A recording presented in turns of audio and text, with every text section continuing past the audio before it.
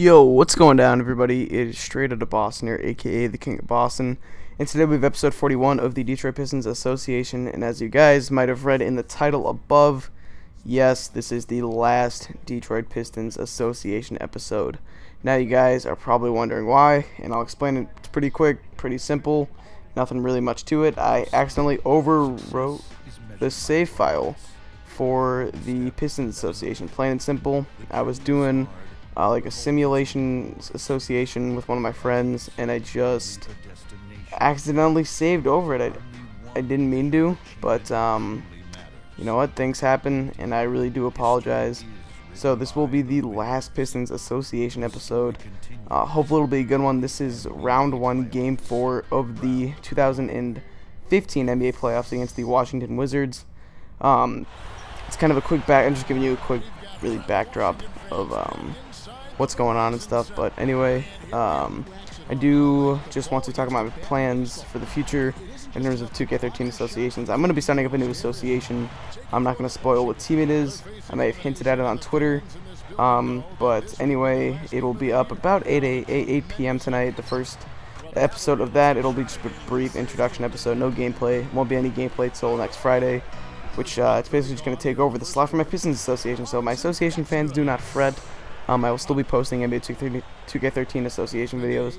They just will not be with the Detroit Pistons. I really apologize. I can't express my sadness in any way that would really fulfill what I feel, just because it really sucks. And this probably sounds like a bittersweet commentary almost, more bitter than sweet. But anyway, I guess for those who did not like the moves that I made, I get a second chance now. I'm going to try and make that one, my new association, a lot more realistic. Really happy with the team I selected. It is a Western Conference team. If you guys maybe can take some guesses in the comments or something, I don't know. You know, the episode 1 of it will be up like 4 hours after this will be up, so there won't be really much time for people to, you know, make guesses about it or whatever. But I mean, it just stinks because it's different than losing a final in a different series, because this series had grown so big, and that's because of you guys. And you guys just really made this series into what it is. It's by far been my most successful, most popular series on my channel. Gets way more views than any of my other series, and you know, it's really what I've become known for almost. It seems like you know, I do have one of the bigger associations on YouTube at this point, NBA 2K13, and it really sucks. I really do apologize, guys. Like, I can't really say that I feel like it's my fault. It was just an honest mistake overwriting the save file by accident. But, you know, I feel bad because, you know, so many people have just grown to look forward to this series twice a week. And I always see comments of people saying, you know, oh, favorite series on YouTube, or, you know, best association on YouTube, all that stuff. And I feel really bad, but hopefully my new association will more than make up for it. Like I said, I'm going to be taking it even more realistic than this one, because once I kind of signed Dwight and Melo, and it kind of made some more moves, it just really didn't fit the whole realism factor of it, which is fine. At the time, I justified those moves in my head as just being way more fun than, you know, kind of keeping the old team that I had, because at the end of year 2, I really wasn't too happy with the team. I just didn't like them, and that's why I had the huge offseason last offseason and went for it with this team. So anyway, that's really all I have to say on that. Just look out for that video. Episode 1 is going to be going tonight. I'm going to look to do still maybe like 3 seasons with it or so. I'm thinking we started this one in about late November or so, and it took us till really the end of February, so about 3 months or so to get 3 seasons done. So I can get another 3 seasons done even before NCAA Football 13 comes out. So, you know, even if I decided, that'd be right around when the NBA season ends. So even if I decided to end it at that point, that'd still hopefully be about 3 seasons or so. And, you know, with spring break coming up, hopefully I'll try to get an extra episode of my new association out a little bit, or just, you know, an extra episode a week or so for those 2 weeks that I'm on break. That'd be nice.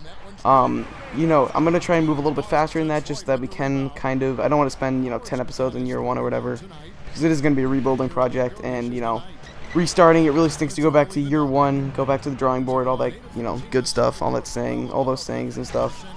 But, you know, hopefully we'll advance pretty quickly, and I'm really excited for it, actually. I mean, you know, as much as it sucks to lose the Pistons Association, I'm really excited for what's going to be really going on with this new association. What I really dislike is that with that, and with MLB 13, the show coming out, starting two new series on that. I have 3 new series on my channel, which stinks because I feel like I'm gonna lose a lot of my subscriber base for that, and I feel like I always like having series go, 30, 40, 50 episodes in, and it stinks that I'm pretty much wiping away three series that had just gone 40, 50, and 60 episodes, respectively. So, oh well, it is what it is. I'm happy with where the channel's going, even with this, a minor setback. As Nerlens well said, minor setback for a major comeback.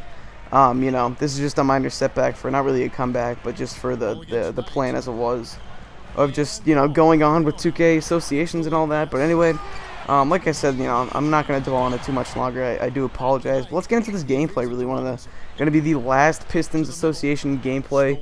And as you can see, we are going up against the Washington Wizards. They have their 2000 and their their 2000s throwbacks. We have our red alternates and Bradley Beal there. This is a Wizards team that's a very good team. It's a Wizards team that we faced in the regular season, continuing our streak of always facing teams in the playoffs who we faced previously in the regular season, throughout the playoffs last year and so far this year. That's how it's always been. So it's just a very good team. John Wall and Bradley Beal have progressed into superstars. John Wall's in the low 90s. Bradley Beal's in the upper 80s. Nene is still, a solid player. They have JaVale McGee starting at center, as well as Timofey Mozgov is a solid role player.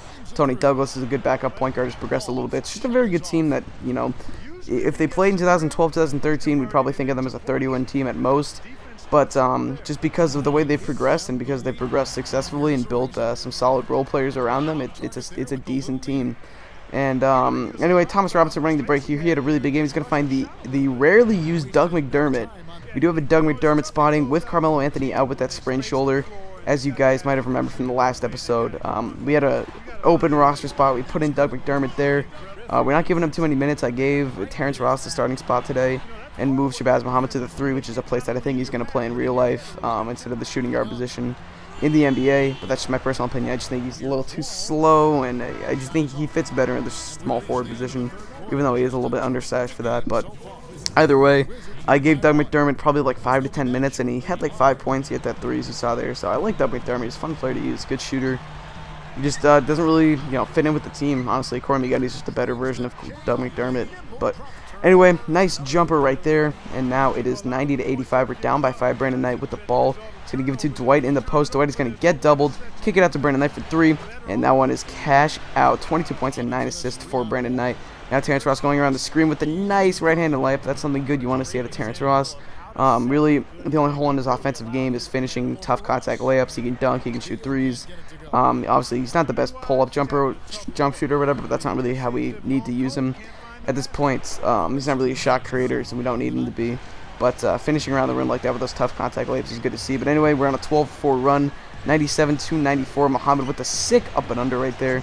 That was a really nice move. Got that one to go. It was a quiet game scoring-wise for Shabazz Muhammad, but he did fill up the stat sheet with 4 rebounds and 4 assists. So, decent contribution out of him. John Wall, though, with the sick half-spin hesitation. Cuts the lead to 2, but it's still 101-99. We're getting the screen from Thomas Robinson in a really big game. He pops the mid-range jumper right there. That's something I'm going to miss from Thomas Robinson as this association ends, and it's just because Thomas Robinson is so good, and in hindsight, I probably should have used him more in this association, but he just didn't. He didn't fit in as an offensive threat with the offense that we have. We just had, we already have Dwight and Melo and Shabazz and Knight, who are all probably bigger offensive threats than Thomas Robinson. But the fact of the matter is Robinson can dunk. He can hit the mid-range jumper. He's just a really good player for us. Look at that. He's going to finish. Or he's not going to finish that, but he's going to draw the foul. And with a chance to put us up by 4. Costly foul there by Nene. 109-105. John Wall into the lane. Gets the layup to go. So we're going to inbound here in just a moment. As you're going to see, inbound to Brandon Knight. And Wall's going to foul Knight. Knight would go to the free throw line, knock down both of his free throws, put the Wizards in a very tough spot. Trevor Reeves is going to miss that 3. Robinson on the boards. And that is how the Pistons Association will end. Thomas Robinson, huge game, 30 points and 11 rebounds. We end up sweeping the Washington Wizards in round 1. Hopefully you guys will, just equally support my new association series. I'm sure it won't happen, but, hopefully you guys will support it. You guys will like it, and I'm looking forward to it. I think it's, it is what it is. Nothing I can do at this point. I looked up everything on how to, recover, deleted, or save lost gameplay files, stuff like that. I just couldn't find anything really. But anyway, that's going to wrap this video. We're going to take a look at the post-game stats as we head out. We won 111-107. And as you can see, the player of the game would be Thomas Robinson with the 30 points, 11 rebounds, and 2 assists, and 11 of 14 shooting. Brandon Knight had 26 and 11, big game out of him. Terrence Ross also had 17. So the combination of Ross and Robinson really helped make up for that loss in Corey Maggetti's, or not Corey Maggetti, and Carmelo Anthony's scoring. We really made up for it with those two guys. But anyway, as you can see, the player of the game highlights. That's pretty much going to wrap up this video. So I thank you guys for watching. Hope you did enjoy. As for the Detroit Pistons team, once again, last episode. Hope you guys enjoyed. Thanks for watching. I'm out.